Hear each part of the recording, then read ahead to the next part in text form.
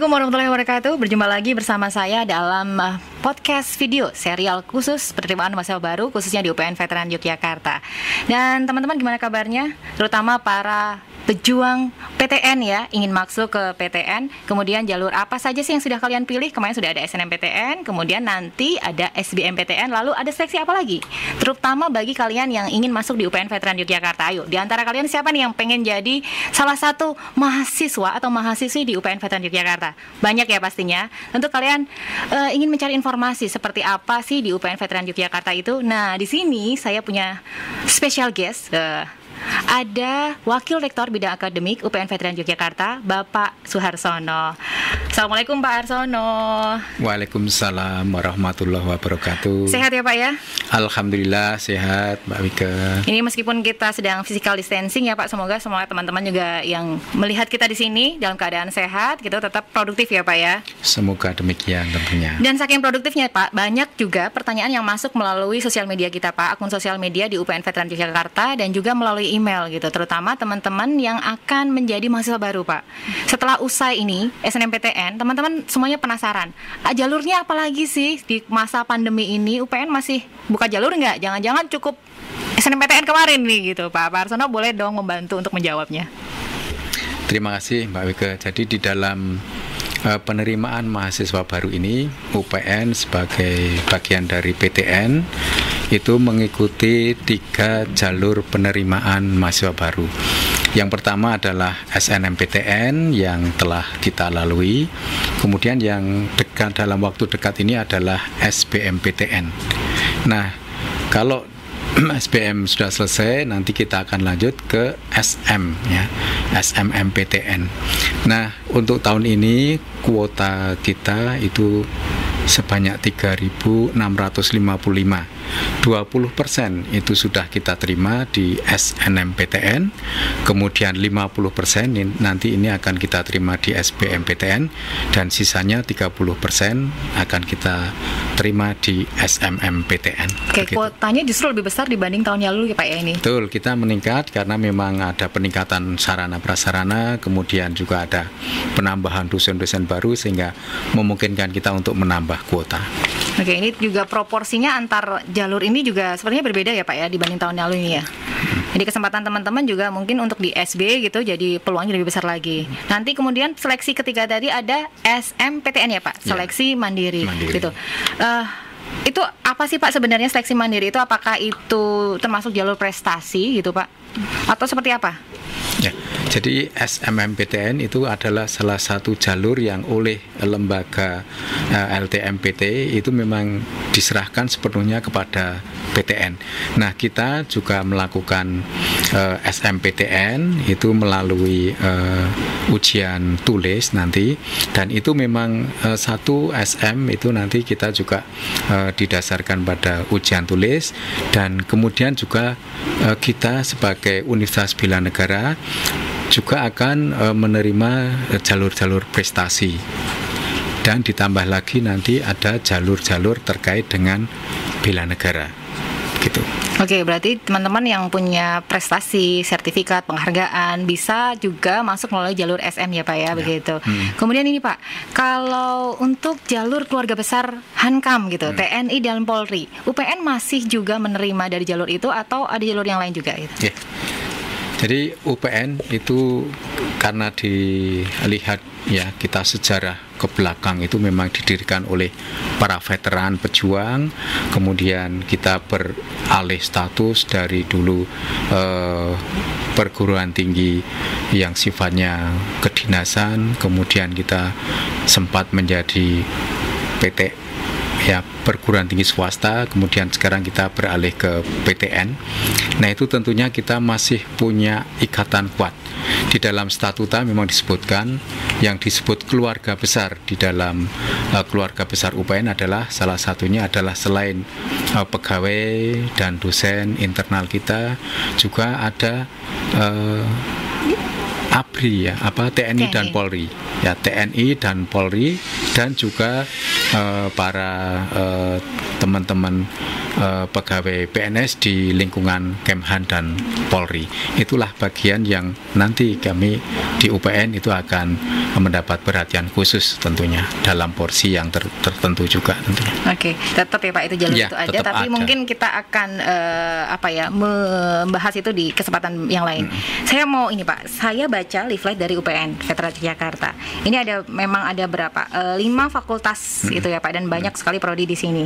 Nah dari sini Pak, teman-teman bisa nanya, prodi mana sih? Itu atau jurusan mana yang biasanya paling kompetitif, paling banyak peminatnya? Karena mereka biasanya ragu, jangan-jangan nilaiku nggak masuk nih, jangan-jangan aku nggak keterima nih gitu. Yang mana sih Pak itu? Kemudian mana prodi yang peluangnya bisa saya masuki gitu? Ya, jadi di UPN ini ada 5 fakultas ya. 3 fakultas itu di bidang teknik, kalau adik-adik dari SLTA tentunya itu dari IPA. Kemudian 2 fakultas itu terkait dengan sosial. Nah, terkait pertanyaan Mbak Wika tadi, prodi-prodi mana yang kadang-kadang saingannya banyak, pesaingnya, atau mana yang memungkinkan untuk, sebetulnya begini, dari 5 fakultas tadi memang ada prodi-prodi yang menjadi minat dari para siswa pada saat pendaftaran. Nah, yang pertama di Fakultas Teknologi Mineral itu terdiri dari 7 prodi. Nah, itu untuk tambang, minyak, geologi, kemudian teknik lingkungan dan geofisika itu biasanya peminatnya banyak, terutama 3 jurusan itu, tambang, minyak, geologi. Itu memang saingannya ketat. Tapi saya tekankan supaya adik-adik jangan menyerah ya sebelum bertanding gitu ya. Artinya ketika nanti sudah merasa siap, saya kira ya itu perlu dipikirkan, tetapi kemudian jangan kemudian lantas. Kalau memang bercita-cita ingin bekerja pada perusahaan-perusahaan tadi, tambang, minyak dan sebagainya, ya harus berusaha itu. Kemudian ada 2 prodi lain, geomatika dan juga metalurgi, yaitu memang sebagai jurusan yang baru, prodi baru, jadi mungkin peminatnya juga masih belum begitu ketat. Kemudian di ekonomi, di FEB, Fakultas Ekonomi Bisnis, itu rata-rata peminatnya tinggi ya. Kemudian masih ada 1 prodi di FEB, EP itu yang dilihat kemarin itu masih ada peluang begitu. Kemudian dari FTI itu jelas kita bersyukur dari 4 prodi yang ada di FTI, yaitu teknik kimia, kemudian informatika, sistem informasi, dan satunya lagi adalah teknik industri. Itu peminatnya sudah lumayan, tetapi masih ada peluang lah untuk teman-teman adik-adik semuanya. Kemudian di FP, Fakultas Pertanian, itu ada prodi baru yang memungkinkan untuk adik-adik bisa bergabung di sana, yaitu Fakultas Pertanian itu ada 3, Fakultas Agribisnis, kemudian Agrotek, dan satu lagi adalah Ilmu Tanah. Nah, Ilmu Tanah itu memang lebih banyak peluangnya karena memang belum begitu banyak ya peminatnya. Kemudian di FISIP, FISIP ini sebagai prodi baru ya, itu langsung ya di Humas itu juga cukup banyak peminatnya. Tapi setidaknya di FISIP itu ada prodi yang menjadi unggulan, yaitu komunikasi selama 3 tahun berturut-turut, komunikasi di FISIP, dan pertambangan di FTM itu mempunyai mendapatkan perhatian, mendapatkan peminat yang luar biasa besar begitu. Oke, sebenarnya semua prodi itu punya peluang yang sama ya Pak? Sama, betul. Jadi peluang itu tidak diberi gitu, tapi ya, kita harus menghasilkan peluang sendiri ya. Kita harus mencari peluang. Jadi teman-teman jangan khawatir, jangan mencari prodi mana yang nggak paling laku misalnya gitu, atau yang paling rendah peminatnya. Tapi justru kalian harus menciptakan peluang. Makanya belajar yang rajin supaya kalian bisa menembus silabus mana yang paling ketat itu ya Pak, begitu dan ya. disesuaikan dengan minatnya sejak awal. Betul. Jangan sampai nanti cari yang gampang gitu Pak ya. Yang peluangnya kira-kira besar, tapi ternyata tidak cocok sama passionnya. Betul. Ya. Nanti di tengah jalan justru ganti prodi gitu, atau malah lebih repot lagi, kalian akan tidak enak gitu menjalani masa kuliah ya Pak ya, begitu. Kemudian ini Pak, kalau dilihat di sini itu ada beberapa prodi yang masih statusnya terakreditasi. Ini banyak sekali teman-teman kita yang tanya, terakreditasi itu apa sih? Jangan-jangan prodinya nggak ada ya, gitu. Seperti itu. Bisa dijelaskan Pak, seperti apa? Jadi begini, ketika sebuah universitas itu mengajukan prodi baru, maka prodi baru tadi harus menyampaikan borang yang banyak sekali ketentuannya yang kemudian dinilai oleh BAN, ya, oleh BAN PT. Nah, ketika sebuah prodi itu diizinkan untuk membuka atau untuk beroperasi, maka otomatis oleh BAN PT itu sudah mendapatkan nilai terakreditasi C. Artinya bahwa ini sudah memenuhi syarat untuk melakukan operasi kegiatan akademik. Artinya ketika sebuah prodi dinyatakan terakreditasi, itu biasanya adalah prodi baru yang dalam 2 tahun kemudian setelah melakukan kegiatan akademik, maka dia harus melakukan akreditasi baru untuk mendapatkan akreditasi yang lebih tinggi. Nah, di UPN itu memang kebetulan ada prodi yang sudah sampai 2 tahun, contohnya metalurgi. Tapi karena ini kondisi pandemik, sudah mengajukan borang untuk akreditasi baru. Ya, sudah mengajukan, tapi karena dari BAN PT sendiri juga tertunda, maka ini belum terakreditasi untuk meningkat jadi B, atau harapan kami menjadi A, begitu. Oke. Jadi jangan khawatir, kalau terakreditasi berarti prodi ini sebenarnya tetap memiliki kualitas yang sama dengan prodi-prodi yang lain, karena tenaga pengajar kita juga sama ya Pak, kualitasnya tidak dibedakan antara prodi baru maupun prodi yang sudah lama gitu. Betul, bahkan pengajarnya pun tenaga pengajar juga dari prodi yang lain, jadi saling mengisi begitu. Oke, gitu.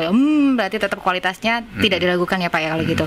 Baik, kalau gitu ini Pak, ada persyaratan khusus nggak sih Pak masing-masing prodi ini gitu? Karena kemarin gitu ada beberapa persyaratan, misalnya tidak boleh buta warna begitu. Di prodi mana yang tidak boleh? Atau semua di UPN mensyaratkan tidak boleh buta warna? Ya, jadi terkait dengan persyaratan khusus sebetulnya ini semata-mata untuk menjamin kelancaran keberlangsungan para mahasiswa supaya bisa menyelesaikan di prodi itu. Jadi contohnya memang secara umum di Fakultas Teknik itu dituntut untuk tidak buta warna ya. Memang buta warna itu ada tingkatan, tapi setidaknya tidak buta warna menyeluruh begitu. Nah, itu kaitannya tadi dengan contohnya seorang yang kuliah di teknik perminyakan atau pertambangan. Nah, di situ kan jelas sekali nanti praktikumnya itu bermain dengan warna ketika melihat mikroskop, di bawah mikroskop berbagai warna untuk membedakan batuan, mineral, dan mungkin cairan-cairan, zat-zat yang mengandung hidrokarbon dan sebagainya. Itu kan perlu membutuhkan bisa membedakan warna. Jadi itu semata-mata untuk menjamin keberlangsungan, keberhasilan para mahasiswa itu sendiri. Oke, berarti ini syarat ini memang khusus bagi prodi-prodi tertentu ya Pak, karena akan membantu ketika di akademis ya Pak ya, gitu. Terutama di Fakultas Teknik itu, tiga-tiganya. Dari 5 fakultas ini Pak, berapa banyak, bukan berapa banyak sih, mana jurusan yang paling banyak prakteknya Pak? Karena kalau di UPN itu terkenal biasanya praktek lapangannya gitu, banyak gitu, yang untuk menempa karakter dan mental mahasiswa itu. Atau semua prodi memang diberikan kuliah praktek ya Pak? Ya, jadi pada prinsipnya praktek itu adalah tuntutan dari istilahnya itu capaian pembelajaran. Karena bagaimanapun juga kalau hanya teori saja itu kurang mendukung, jadi ada tuntutan psikomotoris ya. Jadi itu bisa dilakukan dengan praktikum, dengan praktek. Nah, memang di prodi-prodi teknik itu umumnya banyak praktek, jangankan di teknik, sedangkan di sosial pun banyak juga kan praktikum. Nah, cuman memang ada yang dalam tanda petik itu banyak sekali, contohnya di teknik geologi, teknik perminyakan, teknik pertambangan, itu kan banyak harus keluar lapangan ke daerah gitu. Artinya mereka harus melakukan praktikum di alam yang sebenarnya, di lokasi yang sebenarnya. Ya, toh nanti ketika mereka lulus juga harus bekerja di lapangan ya. Betul, Pak ya. Ya. Jangan sampai kalau taunya cuma di belakang laptop saja gitu kan, dia hanya duduk di bangku kelas tapi tidak tahu di lapangan seperti apa.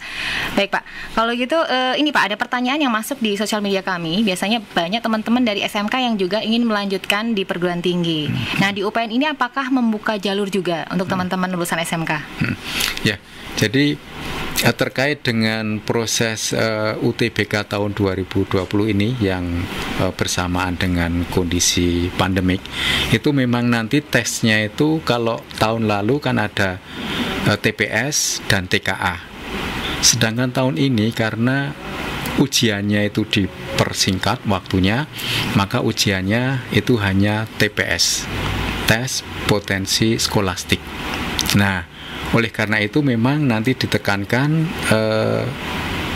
sekolah-sekolah kejuruan itu akan diakomodir melalui prodi masing-masing, persyaratannya masing-masing, dan di dalam peraturan Dirjen Pendidikan Dasar dan Menengah nomor 6 tahun 2018 di situ disebutkan tentang spektrum keahlian SMK dan MAK. Untuk sekolah menengah kejuruan dan madrasah aliyah kejuruan. Nah, itu ada 146 bidang keahlian. Ternyata banyak sekali SMK itu. Nah, di UPN itu masing-masing prodi itu sudah menentukan SMK mana yang boleh masuk, misalnya ke komunikasi, ke hubungan internasional, ke teknik pertambangan. Nanti adik-adik itu tinggal ketika pendaftaran melakukan ngeklik di di form pendaftarannya nanti dari SMA mana, nanti akan bisa masuk ke UPN itu prodi mana saja. Karena nanti sudah teratur. Jadi kita sudah tentukan dari 21 prodi, kita sudah menentukan SMK mana yang boleh masuk prodi ini, kemudian MAK mana yang boleh, sudah ada memang. Oke, jadi jangan khawatir ya teman-teman yang dari SMK, silahkan jika ingin meneruskan ke perguruan tinggi bisa memilih UPN, tapi harus dilihat jurusan kalian apakah cocok dengan prodi yang ada di UPN begitu. Nah, terus ada pertanyaan lagi Pak, saya dari IPS, saya boleh nggak mendaftar di prodi yang Saintek? Dan sebaliknya, yang dari IPA boleh nggak daftar di Soshum seperti itu Pak? Boleh tidak ini seperti ini? Nah, ini sudah ditentukan oleh lembaga LTMPT. Memang untuk siswa-siswa yang dari IPS itu memang disarankan dan memang harus mendaftar di prodi-prodi yang sifatnya sosial. Nah, sedangkan untuk yang IPA itu memang memungkinkan dia memilih di teknik ataupun di sosial. Itu memang sudah ditentukan, karena kalau yang sudah tahun lalu ada seorang mahasiswa dari IPS, kemudian di dalam tesnya memang diterima di kedokteran, tapi setelah 1 semester pertama mulai praktikum kebingungan. Jadi ini sayang sekali ketika harus keluar dalam tanda petik karena memang bukan bidangnya. Ketika di dalam perkuliahan lanjut itu dia tidak mampu untuk menerima. Jadi memang IPA boleh ke teknik dan sosial, sebaliknya IPS itu memang ke ilmu sosial begitu. Oke Pak, selanjutnya Pak, ini pertanyaan yang sering sekali tanyakan tiap tahun, biaya kuliah di UPN seperti apa ini Pak? Ya, saya kira kita sudah menentukan UKT ya, uang kuliah tunggal, itu tentunya dengan perhitungan yang sangat detail begitu. Dan jangan khawatir, kan nanti di dalam pembayaran UKT itu ada level-levelnya. Jadi mulai bidik misi, kalau sekarang menjadi KIP kuliah, kemudian level 1, 2, dan seterusnya sampai level 8. Nah, ketika adik-adik itu dengan kondisi orang tua yang apapun lah, tidak usah khawatir, tidak usah memikirkan terus bagaimana, nanti akan dimasukkan dalam level yang paling sesuai. tentunya dengan catatan harus menyampaikan data kondisi ekonomi keluarga dengan sejujur-jujurnya, maka kami akan masukkan ke jalur yang sesuai. Baik, gitu. Berarti antar mahasiswa satu dengan yang lain itu pasti biaya kuliahnya juga berbeda ya Pak, Betul, ya, tergantung ya. pendapatan orang tua masing-masing dan Betul, pengeluarannya. Jadi yang dihitung tidak hanya pendapatannya, tapi juga beban pengeluaran, Betul, begitu ya. betul, ya. Jangan khawatir teman-teman, misalnya gajinya banyak, tapi ternyata banyak hutangnya, gitu Ya. Pak, tanggungannya banyak. Seperti itu berarti bisa saja kalian tidak akan mendapatkan uang kuliah yang mahal, gitu. Tapi yang tentu saja tepat sesuai dengan kondisi ekonomi keluarga kalian, begitu ya. Kemudian Pak, bagi keluarga yang tidak mampu, apakah ada jalur sendiri untuk yang diberikan oleh UPN ini? Oke, jadi kalau jalur yang formal itu dengan KIP kuliah ya. Sekarang KIP kuliah itu dikelola oleh Kementerian Sosial. Nah, ketika adik-adik yang tidak bisa mendapatkan KIP kuliah ya karena memang aturannya atau mungkin kondisinya tidak memungkinkan, UPN itu sebenarnya juga sudah banyak beasiswa. Kita bekerja sama dan mendapatkan berbagai bantuan beasiswa dari berbagai perusahaan. Jadi yang penting prestasi, nanti kita bisa mencarikan biaya ataupun beasiswa yang paling sesuai untuk adik-adik begitu. Oke Pak, terima kasih Pak. Kayaknya ini cukup ya untuk pengenalan kita terhadap UPN Veteran Yogyakarta. Semoga teman-teman yang akan mendaftar di UPN Veteran Yogyakarta sudah diberikan informasi. Nanti kalau masih kurang bisa langsung menghubungi di sosial media lagi. Nanti kita jawab lagi. Kemudian kayaknya sudah cukup Pak. Terima kasih banyak Pak Harsono atas waktunya. Dan teman-teman silahkan belajar supaya kalian menjadi salah satu mahasiswa UPN Veteran Yogyakarta. Are you the next UPN student?